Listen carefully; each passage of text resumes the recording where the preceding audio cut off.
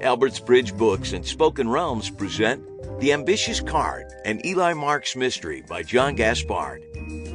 Narrated by Jim Cunningham.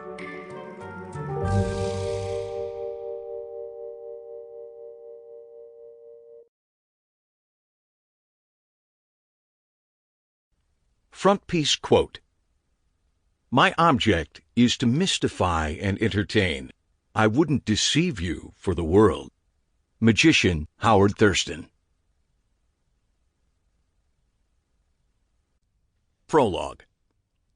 Ask anyone and they'll tell you I'm generally a positive person, but even I had to admit this was a bad situation.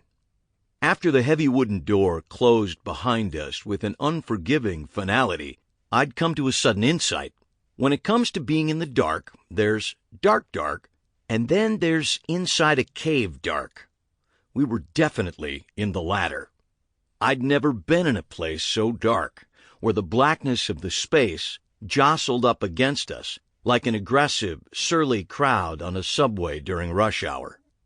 My head was spinning from the lack of oxygen, and even though I couldn't see my hand in front of my face, I was starting to see spots in front of my eyes. My lungs ached with each breath I took. The carbon monoxide that filled the cave, a poor substitute for the oxygen I'd foolishly taken for granted until this relatively late point in life.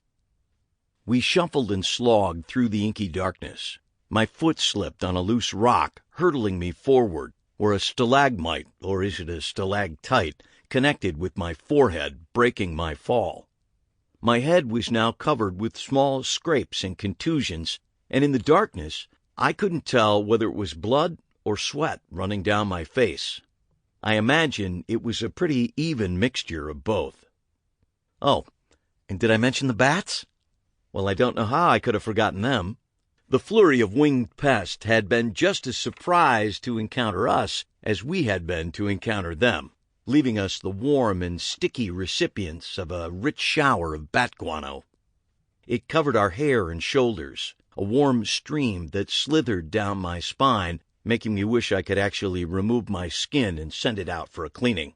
And as luck would have it, moments after the 1st Battalion departed to points unknown, we were hit with yet a second wave of bat pee, the furry winged bastards slicing across the tops of our heads, while their piercing screeches whizzed past our ears. Even though I had more pressing concerns at the moment. Sample complete. Ready to continue?